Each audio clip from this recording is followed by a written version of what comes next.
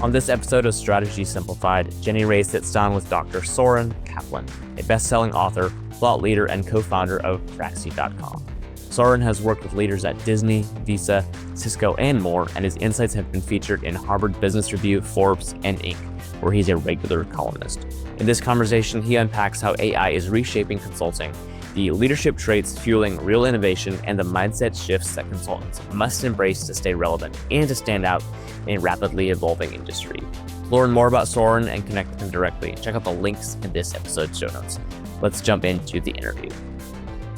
I'm excited today to welcome Soren Kaplan to the pod. Soren is a Wall Street Journal bestselling author, an award-winning thought leader, a former corporate executive, and co-founder of Praxi.com. He is a current columnist for Inc. magazine and Psychology Today, an affiliate at USC Center for Effective Organizations, and an international keynote speaker.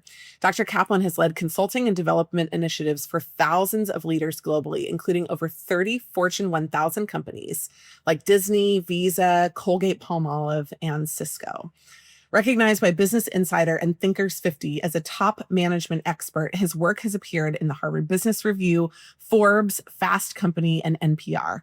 He has lectured at Harvard, Copenhagen Business School, and Melbourne Business School. His 3 award-winning books include Experiential Intelligence, which explores how life experience drives leadership and innovation. And he holds master's and PhD degrees in organizational psychology. So overall, Soren's a super big slacker, and we're really excited to have him on the pod today. Welcome, Soren. Thanks, Jenny Ray. Good to be here. Well, you've worked with some leadership teams across over 30 Fortune 1000 companies. Can you talk just right off the bat a little bit about some leadership traits that you believe are critical for driving innovation today? And especially in your work, the longitudinal view, how have you seen these traits evolve over the past few years? Yeah, it's a great question. So I've worked with companies like Disney and Visa and Colgate and Red Bull. I think that the historically big companies and leaders, even in startups, you need to have a view of where you're taking the business. That's the 50,000 foot view. But the best leaders can drill down real quick into the 10 and 5,000 and 1,000 foot view, but not get stuck there and kind of fly at multiple altitudes. And so that's one thing that I have seen more and more in terms of being important, because the time frame for that big vision is becoming shorter and shorter. Things are changing so fast. Long-term planning is now a year, if not less. And so that's the big trend that I'm seeing. Soren, the title of our podcast, Strategy Simplified, really highlights the fact that sometimes the best strategies are simple North Stars. And you've really been ahead of the curve in forecasting disruption in consulting. Can you just, and by the way, right, I don't know if you've written any of these articles, but I was telling somebody yesterday, for the last 25 years since I've been in the consulting industry, the death of consulting has been one of the most popular clickbaity articles going around. And what we've actually seen is just an evolution in consulting, right? It's definitely not the same as it was 25 years ago, but it's also not as dramatically different as just about everybody predicted. But there is disruption happening and there is opportunity in the future. So can you just talk a little bit about predictions that you made a while ago that have come true about major changes coming for the industry? Well, I have to admit, I probably have a couple of those viral articles out there on my Inc. column. I did write one a few years ago. It's you. Soren, I knew it was you. Yeah, I apologize. I did write one about how AI will be disrupting management consulting. Let me give you an example, because I've got engagements going on right now. I have just been doing something with an organization called Points of Light. Points of Light's actually a nonprofit, but they're the largest mobilizer of corporate volunteerism in the United States. They mobilized 3 million volunteers last year. So they do kind of corporate CSR programs. I did a whole strategy initiative with them where we did focus groups with a bunch of young people about volunteering, kind of the Gen Zers and kind of what their needs are. So we were doing focus groups on Zoom with, a dozen people or so. We used artificial intelligence to capture those transcripts and create the reports, something that would have taken multiple weeks to do. We created a report in probably 3/4 of a day. The client still got the high quality result, but we were able to use AI through ChatGPT, taking it from Zoom and really developed something that was top notch and wowed the client and saved us a ton of time. So when you start to look at individual steps and processes in consulting, it's really just about how you get creative and use AI to really transform how you're doing it to save time and add value to your clients. I'm going to talk in just a minute about the future of consulting, just to press into that a little bit. But first, I think it'd be fun to go backwards. How did you get into this mess? Every one of us has a story, but what's your story for how you got started? I was in the San Francisco Bay Area. That's where I grew up. I cold called 20 consulting firms, asking them if they had an internship where I could work for free over the summer. 2 of them took my call. One was an HR firm. They didn't want me after I took the personality test. I'm not sure what they found there. The second one was an innovation management consulting firm. There was kind of like a mix between like a McKinsey and an IDEO. And I worked for them for free over the summer. Then they offered me a part-time job. Then they offered me a full-time job. They were a small little firm in Ghirardelli Square, overlooking San Francisco Bay, but we had huge clients. I got to work with Toyota, HP, Kodak at the time, and HP was a big client, got to know the folks there, and then got hired from that small consulting boutique firm into an internal strategy consulting firm within HP, an internal consultancy. So I went from kind of boutique to internal, and kind of that's what got me started with all this. I love it. Well, let's go back to talk about the future, but I really do wonder what happened in that first personality test, don't you? Maybe some things are better left. I'm not sure I want to know. Better left, stones better left unturned, right? Well, in your recent Inc. articles, you've talked really specifically about a couple flaws in the consulting model, and you probably know these off the top of your head. Just for the benefit of our listeners, I have it written down here. The first one was labor intensity. I think you're going to talk about that specifically related to AI. And that example you just gave us certainly speaks to that. Billable time was the second one. High margins. I don't know that consulting firms would agree, so I'm interested in having you probe that one a little bit. And then time-bound value, and finally, knowledge commoditization. Out of all of the 5 of those, can you just describe them in a sentence or two and then prioritize them, right? Which one do you think is the most urgently putting pressure on disruption in the consulting space today? Yeah, I think they're all coming together to create urgency in consulting and the disruption of it. The time-bound value is an interesting one because basically, and it's tied to billable time. Typically consultants sell time, and once we're done, we stop making money, and then we go away typically, and the client is left with our snapshot in time strategy, report, whatever we've just done. So we stop making money, client stops getting value. That is a challenge with consulting. And I've experienced it myself. I've been doing consulting for 25 years. And if I stop doing consulting, my revenue streams dry up, which is why I've started, creating digital products and stuff like that.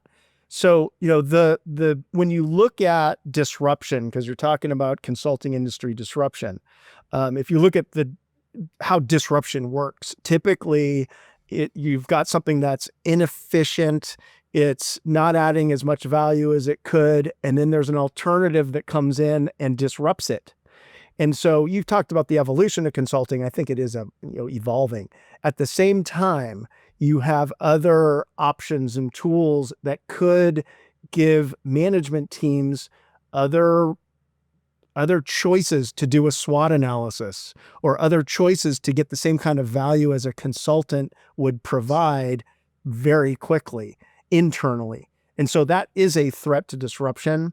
So I think that when you look at some of those things that you just listed off, I think those are the couple that are the biggies. I do think that high margins are a challenge in terms of, the larger firms, have a leverage model where, you kind of bill out the less experienced consultants at a cheaper daily rate, although there are high margins on top of that.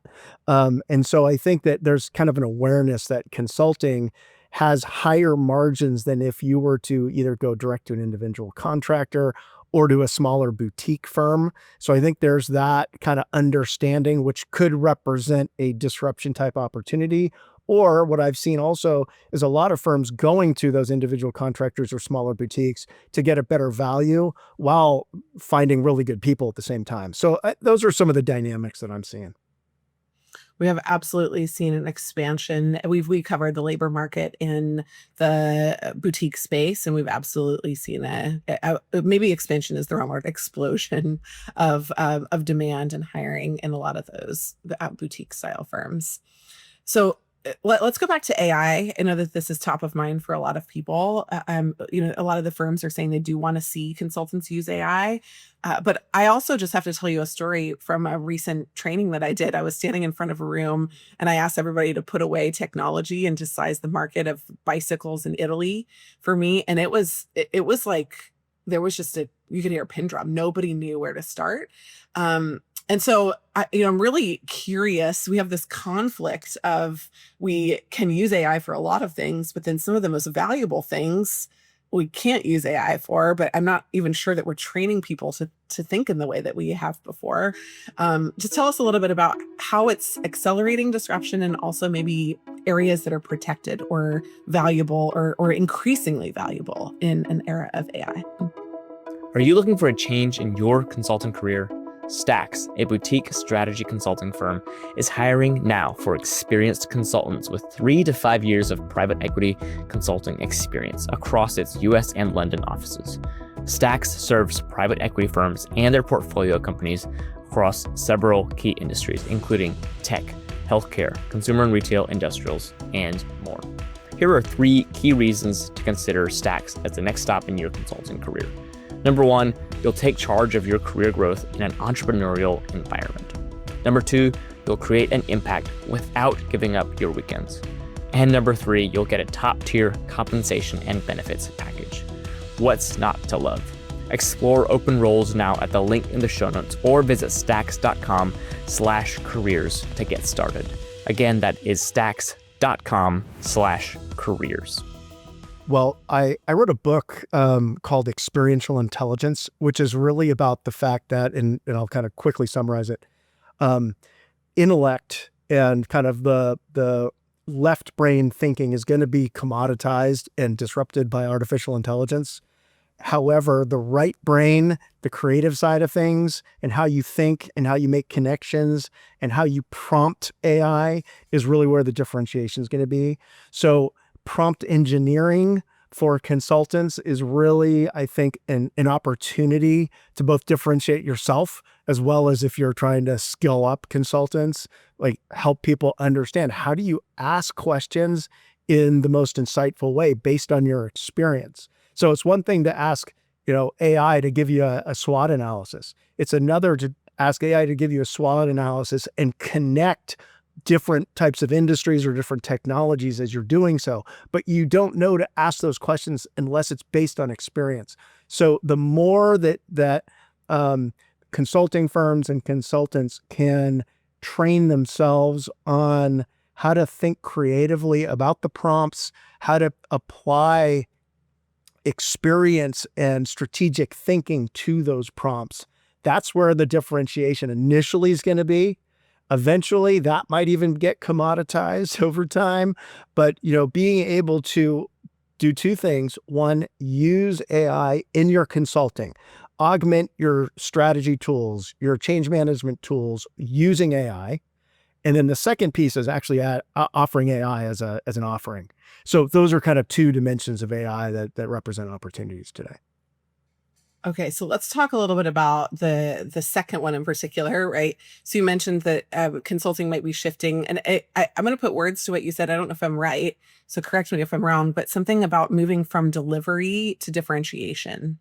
It's like not just checking the box on what somebody would expect, but actually giving somebody an order of insight that they couldn't have gained somehow on their own. But you talked a little bit about, right, moving from this advisory kind of just like, yes, we'll look at this for you because you don't have capacity, to integrating these AI powered solutions. Let's talk about the labor market, right? What are 2 technical or strategic skills? If you were cold calling 20 consulting firms today, what would you say that you offered that would help them take your call? What do they need to have moving into this market? Yeah. So I may surprise you with this answer. It's people skills. And so what I mean by that is one of the areas of differentiation. I've done innovation and business strategy for years. And that has, obviously, kind of strategy and innovation. It's design thinking, it's business strategy and planning, all of the analytical stuff, and a little bit of the creative stuff too with design thinking and product development, things like that. However, I'll give you a quick example. A number of years ago, I was working with the CTO, Chief Technology Officer at Colgate-Palmolive. And I was brought in to help come up with technology roadmaps for pretty much almost all of their product lines. And I was working with the R&D organization, but the value of the project was in working and pulling in the marketing organization to help define what are the customer needs and pain points that technology should develop for. So, these days you can sort of use AI to get at some of that also in addition to research. At the same time though, there was a downturn. It was like the early 2010s. Colgate basically got rid of every one of their consultants except my little firm. And the reason why was because we were doing a human intervention that was getting their teams from marketing and R&D, which typically don't work well together, to collaborate together, to streamline processes, to prioritize resources in terms of where they were going to invest. And so we were saving money and being more strategic. These days, that kind of facilitated process consulting combined with the analytical and the data and all of that, the analytical and the data, that's going to be more commoditized. The getting people in the room and helping, my philosophy is people support what they help create, and you get people working together and they own it at the end of the day. But collaboration's hard. So being able to lead processes that are collaborative is really where the differentiation comes into play. And I'm leading with that in most of my engagements these days. I love that. I'm imagining a lot of the politics of the work that I've done, and it's not capability. It's cohesion, right? It's kind of one of the key differentiators. Like you might have written this article, so I need you to either back it up or back down. But so candidates are worried that AI might replace consultants altogether. They're wondering if they should even go into it, right? Like, is this a dying field? And just last week I was actually writing a legal document, and ChatGPT wrote what I thought was a pretty good pass, and I spent 1 hour on legal advising me on what might be missing from it. That was basically all I needed all of a sudden. So I see fields like legal as a place where there was a knowledge barrier that is breaking down really quickly. But yeah, so is this the death of consulting? Will we see it go away, or is there a future for the space? Will it expand? Will it stagnate? Will it shrink? What's your prediction? I think I did write that article because I cited a bunch of your research in it. But hey, consulting. Be careful. We'll arm wrestle over this. I think that it's buzzworthy and viral worthy to say consulting is going to get disrupted and go away. It's not. I think it's going to change. And I was on, in my own personal development, I do this men's group, and like a bunch of us get on Zoom and we kind of open up and get vulnerable. Last night when I was on this call, and these are just individuals that I know from various areas. Some of them are consultants, some of them are just business owners. Every one of them was basically saying, I feel really vulnerable. I don't know what's happening with this AI stuff. It could change my world. It could change my job. It could disrupt me. And it wasn't that they were in consulting and they were worried about that. It was just that AI is infiltrating itself in every domain. And so, I think it's not that one thing's going to go away like consulting. It's things are going to change. We need to understand the tools and technology. We need to help our clients understand the tools and technology. And we need to create offerings that add value based on whatever the need is that we're seeing in the sectors or industries or markets we're working in with our clients, add value and create new revenue streams. So we need to innovate consulting is the point. And so you can do that around AI, and you can do that around how you work with AI, and you can do it around what you're offering. And both of those things typically will need to go together. Let's talk a little bit about the clients, right? So, I'm curious how much of this you feel like is driven by the clients. And we know that there are some things that they're asking for. My sense underneath the surface is that there may be some things they don't even know how to ask for. Can you tease the two of those out, right? What are they asking for that's disruptive? And what do they want, but they don't know how to ask for that's also disruptive?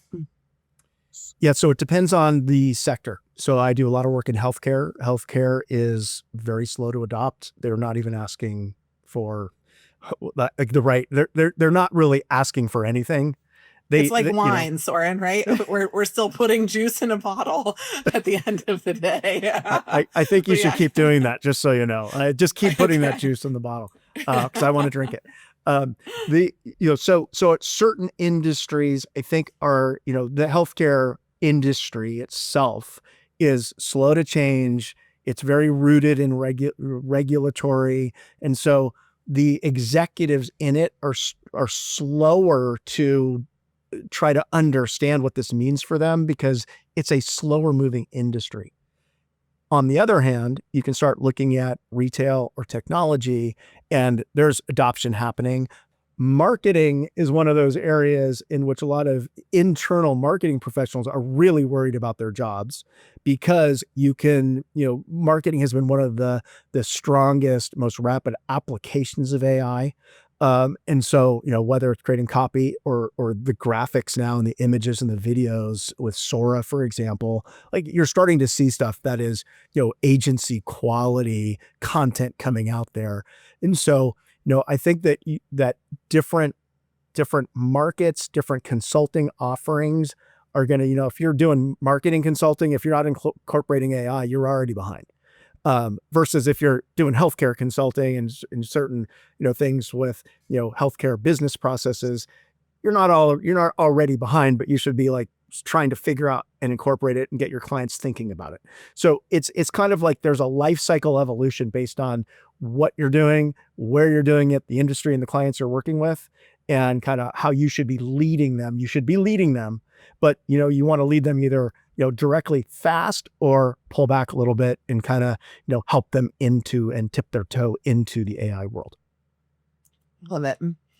Well, I mentioned earlier that there's this balance between needing to know how to use AI and also not numbing yourself to the capabilities and the capacity that will actually make you valuable.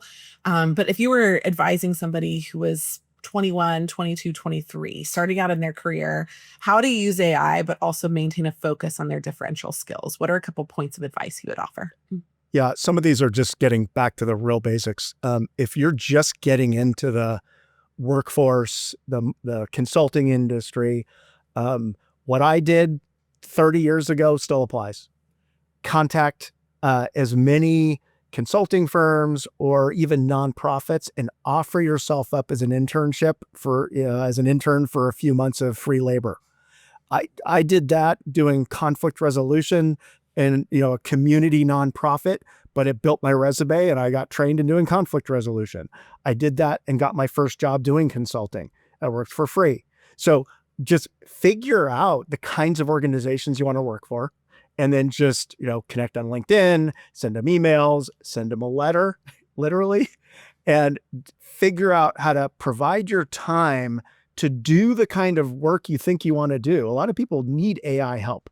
And if you're young, you kind of probably get it more than some of the folks who are already, kind of in those stodgy organizations you want to help. So, lead with that. And then tell them you'll help them for free for a few months in return for a letter, a letter of reference or something on your resume. That's a very easy way to start. Do it with consulting firms, do it with nonprofits who always need help. You can build your resume and stack it with the kinds of skills you want to do because that's what you're offering to do for free. That'll get you started. It'll get your, kind of feet in the game. And it'll position you for that next position that is paid. Soren, I don't know if this is true for you, but I definitely have experienced that pretty much every organization I've ever worked with, including my own, it looks really organized and like it's got everything figured out on the outside. And the closer you get to it, the more you realize you can help. And I think that's a real boon for early consultants when they realize that while they have a lot of things that are smart and figured out, there's actually big gaps in these industries.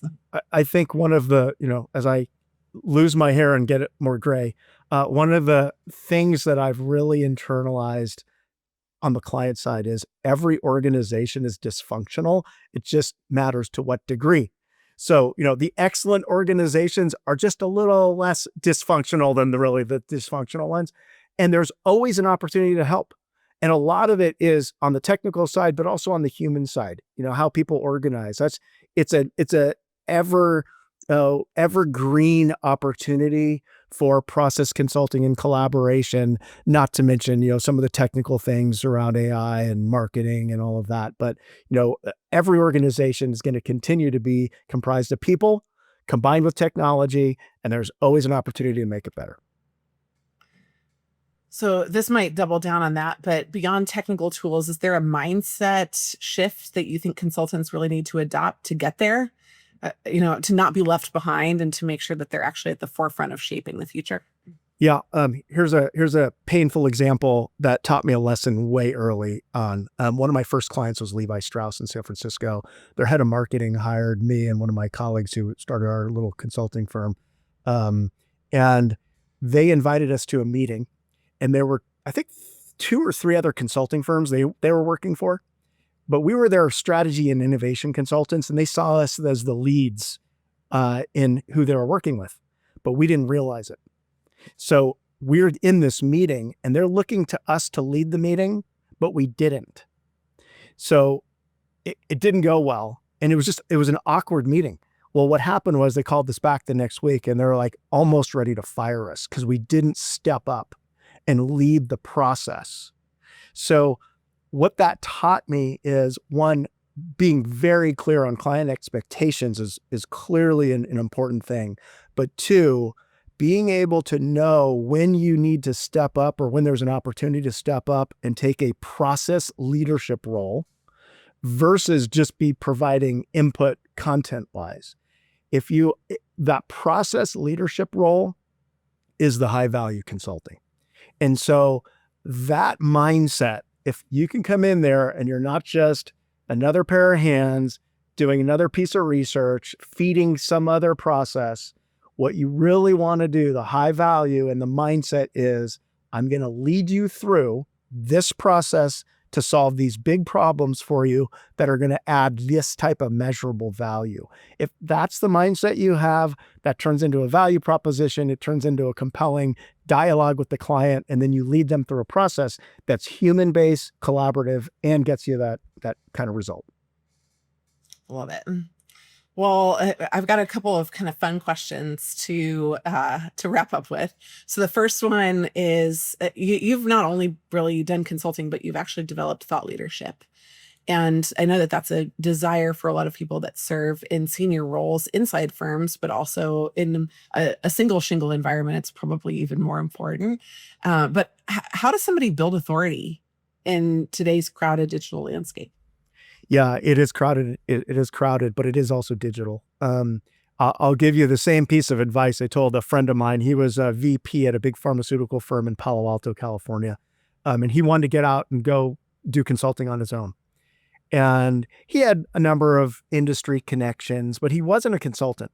So what I told him was, figure out how to go get some speaking engagement or just go to a networking event where you have a little bit of time to share something. And even if you don't, just go anyway.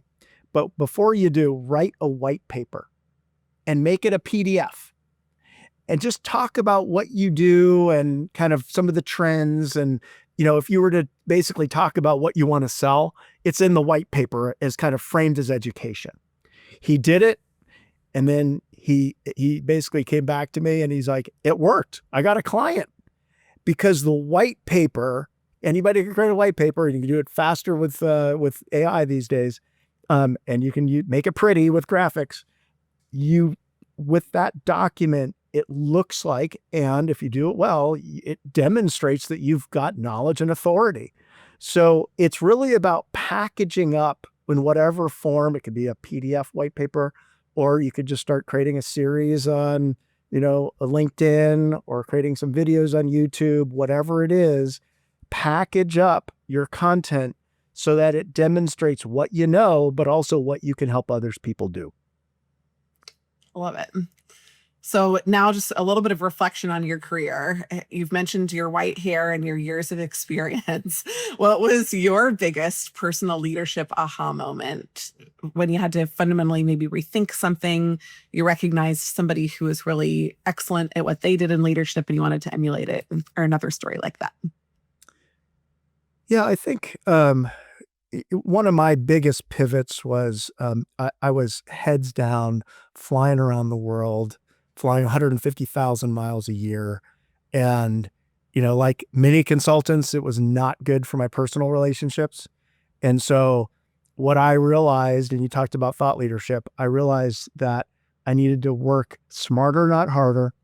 I needed to not say yes to everything.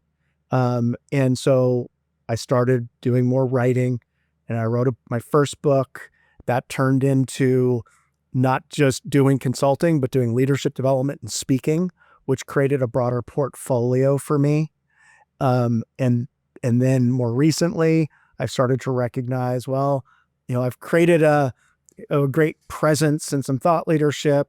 And if I stopped working, I'd stop making money, because that's what the life of a consultant is, and a speaker, and in leadership development, doing leadership development. So what I've now shifted doing is, digital assets. So online courses and coaching and things like that.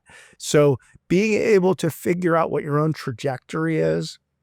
Mine was heads down consulting, overload, thought leadership to kind of a higher value kind of approach to kind of more digital assets.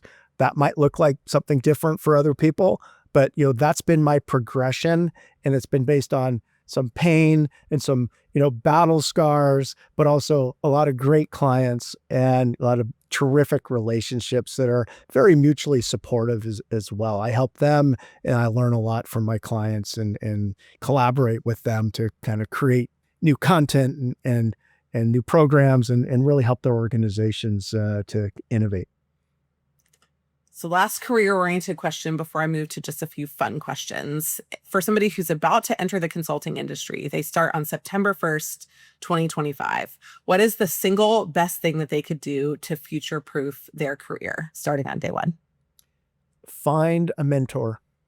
Find a human being. It's not about technology. Find that human being that you can connect with, who will help you navigate the consulting landscape and kind of understand the business, but also understand yourself and what's motivating you, how you can develop, and how you can move forward with your career. That's single kind of number one. It could be your manager, but it could also be someone else in a firm, or even outside the firm. I love it. Well, I am so excited about this conversation, Soren, but we have to end with just a few fun tips.